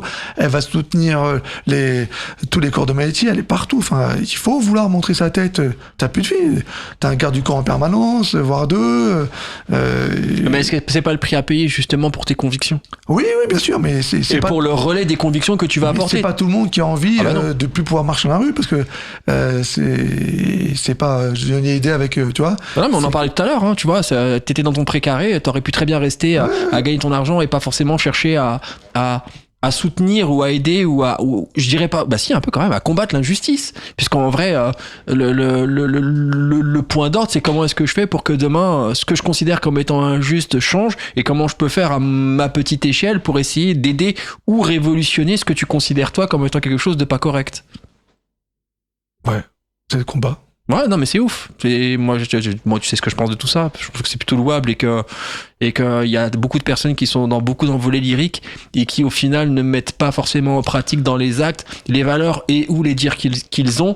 Et c'est bien de ta part, et je te remercie, de mettre en lumière toutes les personnes qui sont justement derrière, qui sont pas forcément des gens qui cherchent la lumière, mais qui, sans quoi le combat militantisme n'existerait pas, ou en tous les cas n'aurait pas l'impact que l'on peut voir aujourd'hui. Il y aurait pas... sans les autres, on n'est rien. Enfin, ça, tu prêches un convaincu. C'est pas seul qu'on y arrive, donc syndiquez-vous. Ouais. Et c'est marrant, avant notre deuxième interlude musical, une fois que le combat est terminé, entre guillemets, dans l'entreprise, où t'as le sentiment d'avoir fait ce que t'avais à faire, là, tu bascules vraiment dans le corps syndical, un peu plus politique, entre guillemets. Un peu plus politique, avec effectivement des responsabilités politiques au niveau des entreprises, et pas d'une entreprise, donc c'est un rôle qui est différent. C'était un truc qui était prémédité, ça? Non. C'est fou. Bah, non, mais c'est bien de le rappeler, comme quoi ton parcours de vie n'a jamais été calculé, quoi, c'est fou. On m'a demandé de venir, et mon employeur était bien content que je m'en aille. Donc, ça, j'imagine, ouais. était bien content que je parte. Ça fait un emmerdeur en moins. Et du coup, effectivement, je suis parti dans une autre entreprise. Et aujourd'hui, je suis salarié détaché, ce qui me permet effectivement de pouvoir... donc je suis payé par l'employeur et pas par mon syndicat. D'accord. Et ce qui me permet effectivement aujourd'hui de militer à 100% et de pouvoir essayer de structurer notre syndicat. Nous, les 3 syndicats, on a une secrétaire générale et 2 secrétaires adjoints dont je fais partie. Et notre quotidien, effectivement, c'est de mettre en lumière nos sections pour qu'elles puissent avancer et essayer d'avoir un travail de syndication qui est fait, parce qu'aujourd'hui, c'est pas évident parce qu'il y a une inflation galopante quand même. Ouais. Et les gens, ils regardent la facture à la fin du mois et ils te disent, il y a le loyer à payer, il y a le docteur à payer, il y a la bouffe à payer, le gaz, à payer. Et toi, t'arrives enfin, et si on doit rayer des trucs, tu vas rayer la syndicalisation. Donc aujourd'hui, c'est beaucoup plus compliqué. On n'est plus dans les années d'avant-guerre, on n'est plus après-guerre. Donc, puis les employeurs font bien le job, mais moi, je suis persuadé. Là, on l'a vu on a eu deux victoires. Je crois l'info comme c'était il y a en peu de temps, ça soit chez Bayard Presse, parce que l'extrême droite voulait intégrer le groupe, et les potes se sont battus et ils ont gagné. Chez Média Transport, une filiale du groupe Publicis, qui affiche également dans le métro, big up à Hassan, à Mehdi, à Karim et à tous mes camarades qui sont dans cette entreprise chez Média Transport, où Bardella devait sortir son livre. Oui, je m'en rappelle. Et on a fait. Oui. Et bon, le syndicat de la SNCF aussi, parce que Média Transport, c'est la régie publicitaire de la RATP et de la SNCF, c'est eux qui affichent. Oui, il y avait une campagne de publicité qui avait créé polémique parce qu'on n'avait pas le droit de mettre en avant des écrits. Walidia s'était fait boycotter, et là, Bardella, donc mon camarade Hassan, qui est délégué syndical, était parti voir deux poids de mesure. Sa adhésion en disant on va pas afficher ça. On en parle. Sur Lydia, ça s'est pas passé. Donc là, pour Bardella, on est bien d'accord que non. le livre Bardella, ça va pas se passer. Donc le syndicat de la SNCF a mis pression. Et nous, en interne, parce que c'est nos gars qui affichent. Donc ils auraient pas affiché. Et du coup, voilà, en peu de temps, mais on a ce rapport de force. Parce que dans cette filiale de Publicis, on est nombreux. Pour ça, je reparle encore du rapport de force. Parce que quand t'es tout seul, tu dis fais grève, compliqué. Mais quand t'as 20, 25, 30 potes qui sont syndiqués, qui disent on fera pas, plus compliqué là. Ouais, je comprends maintenant plus le rapport de force. Ah oui. Chose que je ne vois peut-être pas quotidiennement quand on parle de syndicat ou de l'image qu'on en donne. On parle de rapport de force, mais on se rend pas compte que c'est quelque chose qui est constant en fait. Primordial. Ouais, c'est fou. Primordial, et t'as pas besoin d'avoir le rapport de force. C'est pas uniquement des gros balaises. Ouais, puis c'est pas toi qui le crée forcément. C'est un truc qui se crée naturellement. L'indignation fait qu'après les gens vont se mobiliser. Et c'est pas uniquement des gros bras. Des fois, un rapport de force, c'est pas descendre dans la rue en mettant des coups de pompe. C'est pas casser des voitures que tu vas changer les choses. Quoi. Non, c'est... Ça peut, mais c'est pas le cas. Ça dépend lesquels. mais c'est des fois mais on n'est pas dans cette optique-là. Mais c'est quand t'as 15-20 potes qui disent non, on fera pas ça. 30 potes, c'est ça aussi le rapport de force. Donc tu peux faire 1m80 ou 1m60, tu peux t'appeler Joséphine ou Paul. T'as le même rapport et tu peux inverser la tendance. Et c'est ça qu'on préconise nous, c'est l'unité, la syndicalisation. Je me syndic.org, je fais un peu de pub, j'en suis désolé, mais c'est vraiment important. Je profite effectivement de cet espace pour de dire c'est primordial, voilà, de se syndiquer. Ok. Pour notre deuxième petite interlude musicale, quel est ton choix de morceau ? Mon choix, Salif, car à la Muerte, en dehors d'être un des meilleur rappeur pour moi qui existait. C'est un ami, donc big up à Salif également, et c'est un morceau qui est fort. Merci à toi, à tout de suite. Alors nous allons écouter Kaira à la Muerte par Salif. On se retrouve dans quelques instants sur Cause Commune, la voix des possibles. À la Muerte, pour esquiver la chienneté, on est cagoulé, ganté, enfoiré à la BNP. Yeah. À la TNC, pour toutes les caras à la muerte, qui bouffent la gamelle de freine à la santé, qui font que tomber, ressortir, se barrer là, se font lever par les condés. À la TNC, pour toutes les caras à la muerte, qui bouffent la gamelle de freine à la santé, qui font que tomber, ressortir, se barrer là, se font lever par les condés. Les MC sont inspirés comme des joints de sable, anti-one stop, viens faire un tour chez nous frérot, c'est pas si loin que ça. Ma ville, remake Halkos, but, Pablo, j'encule les hardos, mon doigt dans le cul à Bardo. Pour nous les sont des chiennes, les cums sont des hyènes, on les saigne, s'ils meurent, on fait yeah. Entre les grands et les petits, y'a plus d'écart, tous sont le souci du détail, coordonne le blouson et la bécane. Aussi à l'aise sur tes max que sur complète, ça sert à rien nous tes mains. Si ensuite tu fais la trompette, cherchant une fouffe à troncher, des couilles accrochées, trop en chien ou trop ancien pour accrocher. C'est quoi, malgré les radars on gaz, les radars sont d'as, les bâtards sont d'âge, j'arrive sur un son de K et mon rêve, Chirac des sapés, Marianne décalquée, depuis le pas me léchant le cul pour avoir des papiers. Yeah. En bas des bâtiments, on a tous le même slogan, la vérité c'est Kaira à la muerte. On fait n'importe quoi, on vit n'importe comment, quand c'est la chienneté, Kaira à la muerte. On va se faire péter, avoir l'histoire se répéter, tout pour la fierté, Kaira à la muerte.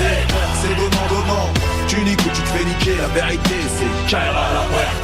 En vie ou mort demain, on verra bien dehors. Si t'as pas de feuille, pas de garantie, ça sert à rien. C'est plus à qui te serre la main. La nuit, ça murmure à mi. Je vois mes amis comme des futurs ennemis. On s'embrouillera pour de la dope, pour des ragots, pour le magot. Parce qu'il pensera que j'ai la gaule pour sa go.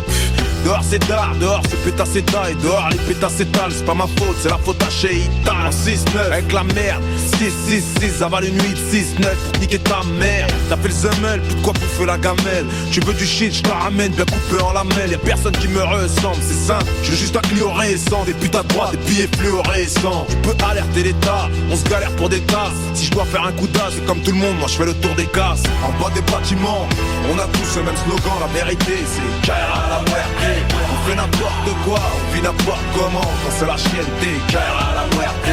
On va se faire péter, avoir l'histoire se répéter, tout pour la fierté, Kaira à la muerte. C'est donnant, tu niques ou tu te fais niquer, la vérité c'est Kaira à la muerte. On reste jusqu'à 4 du mat, à se raconter de la merde. On rêve d'une baraque à côté de la mer, Kaira à la muerte.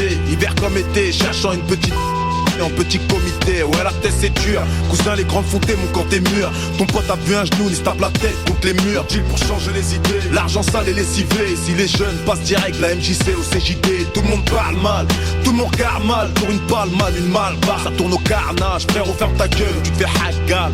Y'a plus le temps pour la bagarre. 2 ou 3 bars et les mecs viennent te chercher pétard. Y'en a qui se lèvent tôt, y'en a qui se lèvent tard. Y'en a qui font le bédo, y'en a qui font les camtars. Pour ceux postés dans le ghetto et pour ceux au placard, la même histoire, tous car à la muerte. En bas des bâtiments, on a tous le même slogan, la vérité c'est car à la muerte. On fait n'importe quoi, on vit n'importe comment. Quand c'est la chienneté, car à la muerte. On va se faire péter, avoir l'histoire se répéter, tout pour la fierté, car à la muerte.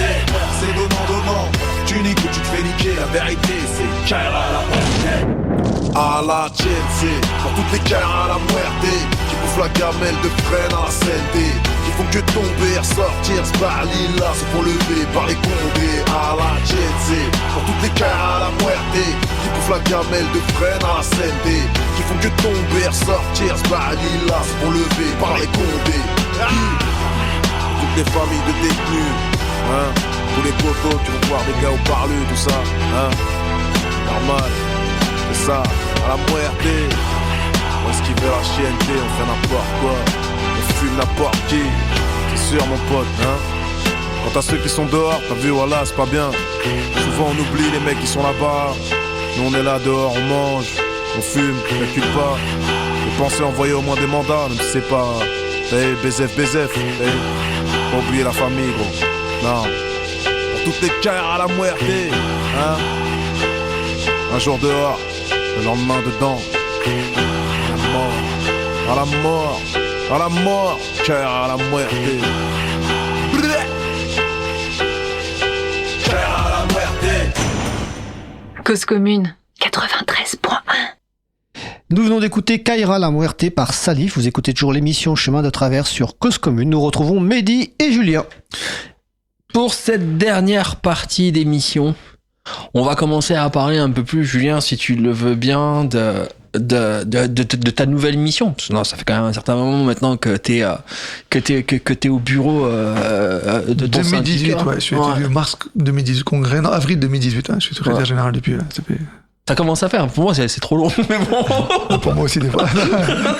Depuis 2018. Ouais. Le changement a dû être radical quand même. Tu passes de je suis en entreprise avec un, quand je dirais un combat quotidien, mais quand même, parce que 6 ans de combat c'est pas rien, à des rouages un peu plus, je dirais pas administratifs, mais un peu plus politiques, un peu plus représentatifs. Comment tu vis ce changement? Ça s'est fait naturellement, voilà. Parce que j'étais membre de la direction du syndicat quand j'étais également élu dans l'entreprise. Et après, j'ai été du secrétaire général, donc maintenant à plein temps. Et du coup, ça s'est fait naturellement et c'est plaisant parce que tu fais ça toute la journée. Donc, moi, je vois pas comme un métier, je le vois comme une passion. Donc, quand tu fais une passion, t'as la chance de pouvoir vivre de ta passion, c'est un kiff. Et en plus, ça, moi, je dis toujours qu'on est des chevaliers blancs, en fait. On vient aider la veuve et l'orphelin. Donc, pour moi, on a une mission. Chacun est là sur Terre pour faire une mission ou pas. Moi, j'ai l'impression que on peut apporter notre pierre à l'édifice. Et c'est comme ça que je le vis. Donc, je vis normalement, en fait. Est-ce que tu sens des bouleversements avec tes militantismes? Quand je parle de bouleversements, je veux parler... Est-ce qu'aujourd'hui, tu considères que les combats que tu es en train de mener sont tout aussi forts et importants que ceux que tu as pu vivre avant? Ou est-ce que tu considères que le paysage actuel, que ce soit économique, sociétal, t'amène à devoir prendre encore plus position qu'avant, d'être encore dans ce rapport de force dont tu parlais tout à l'heure, qui est peut-être un peu plus important? Qui est plus important parce que nous, tu vois, au syndicat, on a fait une caisse de grève. Et c'est pour ça que ça prend une ampleur nationale en 2016 pour la réforme contre la loi travail mise en place par El Khomri et réalisée en sous-main par Macron déjà à l'époque. On fait une première caisse de grève, on rapporte 650 000 €. C'était énorme. C'est une belle somme, hein. Ouais, à l'époque. Réforme du ferré, on aide nos camarades cheminots. Tu montes, tu fais 800 000. 2019-2020, première réforme des retraites avant le Covid, 5 décembre, première mobilisation, on fait 2 500 000 euros qu'on récolte pour les grévistes. Et la dernière réforme des retraites, les combats des retraites, 4,5 millions. C'est énorme. C'est considérable. Ça, c'est uniquement notre petit syndicat où on a 650 adhérents. Nous, sur le travail sur les réseaux, c'est la transparence qu'on amène. Donc toi, tu dis, waouh, j'ai la possibilité d'aider des camarades en grève, dans le dur. Et tu te sens une mission, en fait. Tu dis, on doit aider les potes, on doit essayer de faire tenir, on doit faire tomber cette réforme des retraites. On veut pas que les gens travaillent injustement d'autant de plus. Et donc, il y a des gens qui peuvent faire grève ou qui ne peuvent pas faire grève, qui t'envoient de l'argent, 1, 2, 5, 10 euros, jusqu'au plus gros don, 10 000 euros, et qui comptent un peu sur toi et beaucoup sur les grévistes, parce que moi j'étais en grève, mais pas de façon aussi longue, 2-3 mois. Et en fait, le but du grève, c'est de bloquer l'économie et faire que le gouvernement tombe et couche. Sauf que là, on a un gouvernement, effectivement, qui est un peu déconnecté de la réalité, qui vit sur une autre planète.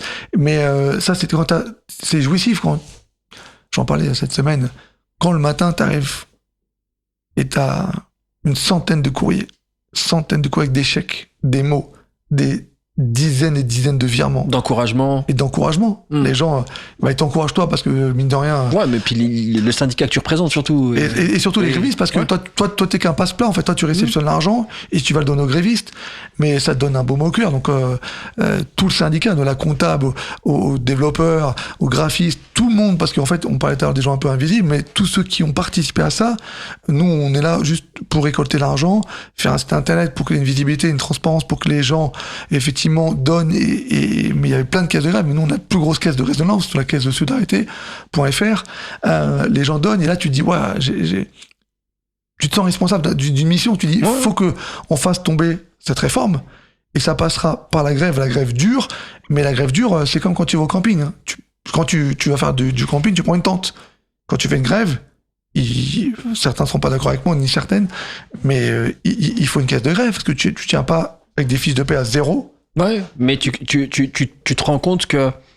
Alors, c'est intéressant ce que tu dis, parce que tu parles beaucoup de solidarité et de caisse de résonance, en tous les cas, et de transparence. Ouais. Aujourd'hui, tu sais que beaucoup de gens ont vu sur les dernières manifestations, que ça soit sur la loi travail ou sur les réformes des retraites, qu'il y a eu des manifestations où il y avait aussi les gilets jaunes, pour pas les citer, qu'il y a eu énormément de caisses de solidarité qui ont été menées avec énormément de grosses sommes, et cette transparence dont tu parles, j'ai pas réellement eu le sentiment qu'on la voyait partout. Tu vois, j'avais une question justement par rapport à ça, c'est est-ce que vous êtes dans full transparence par rapport au dispatch des sommes que vous receviez pour que les gens puissent comprendre que c'est pas uniquement le syndicat qui récupère l'argent et qui redistribue un peu à son bon vouloir, ou est-ce qu'il y a un truc de paritaire? C'est pour ça que notre caisse a un succès fou. Parce que depuis 2016, on a fait 2016, 2018, 2019, 2020 et 2023. Si on a autant d'argent, c'est que les gens nous font confiance. Et surtout, c'est des gens qui donnent très souvent, les mêmes gens, et même des gens qui tous les mois nous donnent, ils font un virement, et un prélèvement mensuel qui s'opère, c'est qu'il y a cette transparence. Nous, on essaie de donner l'argent le plus rapidement possible, parce que pour que les grévistes tiennent, pas que financièrement, parce que tu donnes pas... C'est pas que de l'argent. Salaire. Ouais. C'est que psychologiquement, tu te dis, voilà, il y a des gens qui soutiennent. Il y a des mots, mais tu lis des mots de personnes âgées qui se donnent que 5 euros parce que j'ai une petite retraite, mais je donne, mais ils te font des mots, ça vaut plus que 100 la somme donnée, ouais. Mais ouais, parce que c'est de la... Elle dit, je gagne, j'ai 600, 700 euros, j'ai une petite pension et tout ça, mais j'en donne, tenez, je peux plus marcher parce que j'ai 83 balais, donc, et tu dis, mais quand tu dis ça aux potes qui sont dans le dur, tu tiens, t'as envie de tenir, tu dis, je me bats pas que pour moi, je me bats pour une communauté, pour les travailleurs et travailleuses de ce pays, donc tu te sens investi d'un truc. Donc nous, quand on fait cette caisse de grève, nous, on fait les chèques rapidement grévistes, on fait des photos, on envoie des gros chèques, on met tout de suite sur les réseaux sociaux pour montrer que les gens ont la somme. Donc il y a plein de moyens. On a un site, c'est en direct, les gens, la somme évolue quotidiennement, donc ça c'est le développeur qui développe, qui a travaillé, on ne devrait pas le dire, mais quasiment jour et demi pour le combat, pendant la lutte, parce qu'il est salarié chez nous, mais il est également militant. Donc il y a des fois, il y a un mélange des genres, mais quand il y a un combat aussi important, tout le monde met du sien. Je pense à ma comptable, à Samia, qui venait à l'époque à 6h du matin, parce qu'il n'y avait pas de transport, qui venait et qui t'a fait comme une dingue. Son mari, cheminot, gros bisous à Riyad, qui a perdu son papa, qu'on a enterré hier, et qui était cheminot, qui faisait des fiches de paie à 0. 0. Donc il y a des potes qui font des fiches de paie à 0. Mais il y a quand même cette notion de solidarité qui est importante dans ce que tu dis, et je trouve ça plutôt beau parce qu'on met peut-être pas assez en lumière cette solidarité-là. Encore une fois, vu de ma fenêtre, on a toujours beaucoup de politique et beaucoup d'apparat. Tu vois, on voit pas montrer ça, mais il y a pas d'intérêt de montrer qu'il y a des gens qui sont solidaires. Bien sûr que si. Pour le coup, il faut montrer. Je crois qu'aujourd'hui, il faut montrer. Je pense que c'est important de le montrer. Mais les médias de ce pays, ils ont pas forcément envie. Nous, mais c'est pas qu'ils ont envie. Ce que j'essaie de dire, c'est que dans une société actuelle où tout passe par l'image, tout passe par l'information, tout passe par les éléments de langage. Montrer que la puissance d'un syndicat, ou en tout cas la puissance du militantisme, voilà, je fais quand même un petit parallèle, c'est avoir cette solidarité et avoir cette transparence pour montrer qu'aujourd'hui, dans notre société, tout n'est pas que matériel, tout n'est pas qu'individualité, qu'il y a quand même une force du collectif. C'est fou parce que tu réutilises le terme représenté, qui est quand même un terme qu'on a utilisé en préambule par rapport au hip-hop, qui se retrouve. Et je pense qu'aujourd'hui, cette notion d'aide, cette notion de visibilité et de transparence, c'est quelque chose dont on a besoin, pas parce que non seulement ça peut rassurer, mais ça peut aussi créer des vocations. Ça peut créer de l'engagement de la part des gens et de se dire, ok, soit tout n'est pas perdu, soit il y a encore un peu d'espoir, et l'énergie que j'ai envie de mettre pour pouvoir aider mon prochain, je peux le faire parce que j'ai un catalyseur qui m'aide à le faire, justement. Ouais, bien sûr. Enfin, je suis médisant parce que c'est vrai qu'on a eu plein de reportages télé, parce que radio et presse mag, parce qu'effectivement, c'est un truc de fou quand tu récoltes 4,5 millions. Ah, c'est énorme, hein. En 3 mois de combat. En 2023, ça a commencé fin janvier, je crois. Donc c'est énormissime. Donc les médias s'intéressaient. Et plus tu passes à la télé, plus les gens veulent donner. Ils disent, je vais donner. Ça a l'air d'être sérieux. Et ça l'est quand ils se renseignent.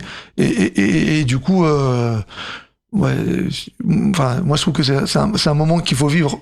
Une période de grève dure, de mobilisation forte, comme on l'a connu les deux dernières, 2019-20 et 2023. C'est des moments forts. C'est intéressant à vivre, franchement, humainement.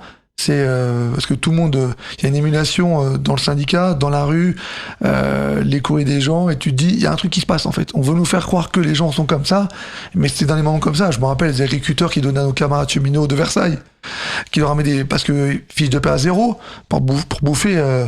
Tu ramènes à manger, quoi. Et les agriculteurs qui apportaient des fruits, des légumes, tu vois, et qui leur donnaient. Ouais, mais tu vois, cette solidarité-là, aujourd'hui, je pense que c'est quelque chose sur lequel on n'appuie pas assez, parce qu'on donne juste le sentiment. Encore une fois, c'est une société d'image, mais on montre pas, on montre de la révolte, on montre du mécontentement, on montre le rapport de force, mais on montre pas la solidarité. On doit capitaliser là-dessus.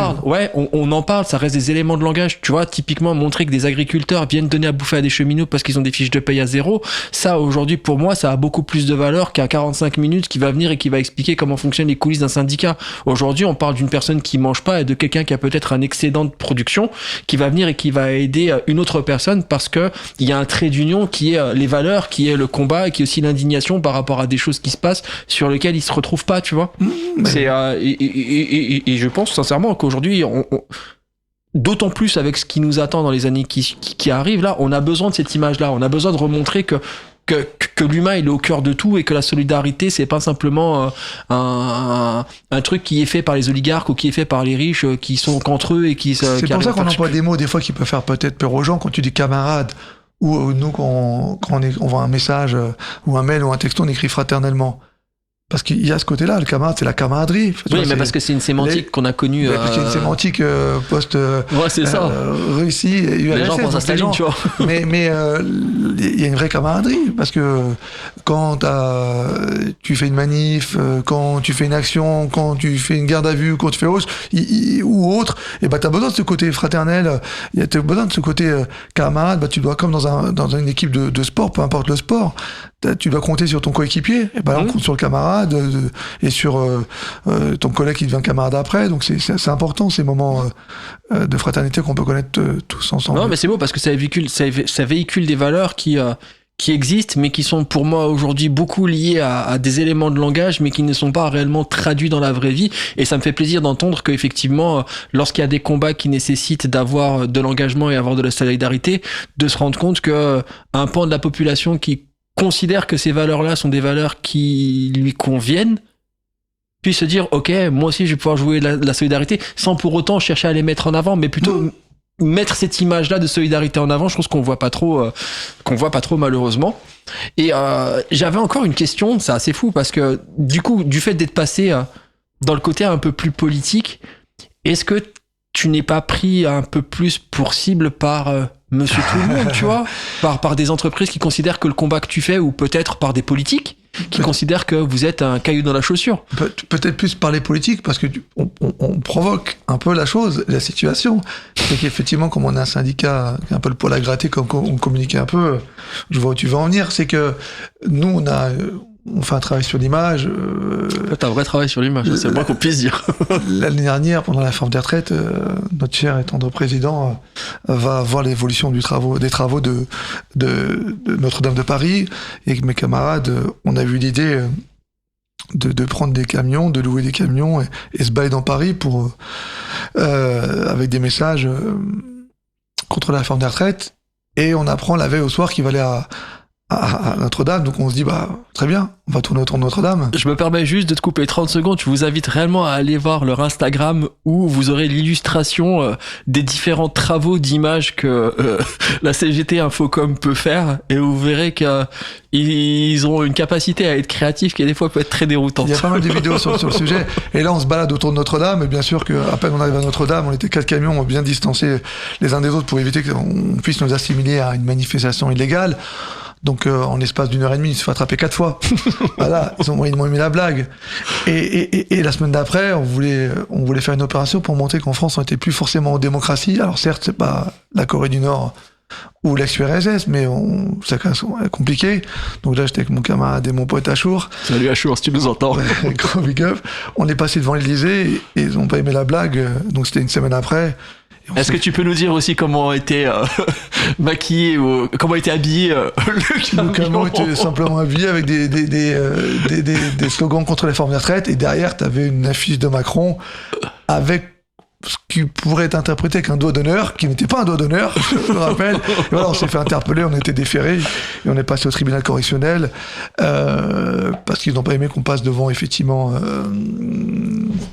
l'Élysée avec un camion avec des slogans grands contre la réforme des retraites. On a été relaxé, on est passé le 14 janvier au tribunal correctionnel. Donc ouais, du coup, t'es exposé, mais si tu veux pas être exposé, tu fais pas grand chose et t'es pas embêté. Donc, oui, une semaine, 5 interpellations, ça fait beaucoup quand même. Hein. Ça fait beaucoup. Ouais. Mais non, après effectivement. Pour avoir eu pour être venu pour te soutenir lors de cette décision de justice, je vais essayer de voir le verre à moitié plein, mais quand on parle de justice indépendante et partiale, là pour le coup on a quand même la démonstration que le juge a donné le sentiment qu'il avait autre chose à faire que de juger cette affaire. Des mecs qui violentaient des femmes, d'autres qui vendaient des stupes, à des mecs qui battent en camionnette. Ouais, c'est clair. Attends, vous avez encore 30 secondes si vous voulez. Donc voilà, donc la justice bourgeoise a été embêtée de juger des trucs comme nous. Ouais. Julien, c'est la fin de l'émission et je te remercie d'être venu. Je te remercie également d'avoir partagé avec nous tes anecdotes et tes combats, c'est ce militantisme qui aujourd'hui fait du bien à entendre, et surtout de se rendre compte, j'ai ce mot de la fin. Alors j'aurais peut-être une dernière question, c'est est-ce qu'aujourd'hui, pour avoir un certain petit rituel avec l'émission, est-ce qu'aujourd'hui il y a quelque chose de positif que t'as eu, que t'as vécu récemment, qui te donne encore, je dirais, foi en l'humanité et foi en tes combats? Foi en l'humanité, waouh! Ouais, je suis chaud. Récemment, hier soir, j'étais chez le papa de mon pote Riyad qui a perdu son père. On était une 50aine et à l'enterrement il y avait 150 personnes. Donc tu vois, tu uniquement des potes de Riyad. Donc tu dis qu'effectivement dans les moments difficiles, tu peux toujours compter sur tes potes et sur tes proches. Donc cette solidarité dont on parlait tout à l'heure, tu la retrouves dans les moments difficiles. Donc ouais, encore hier soir, même dans les moments délicats, il y a encore des moments de fraternité.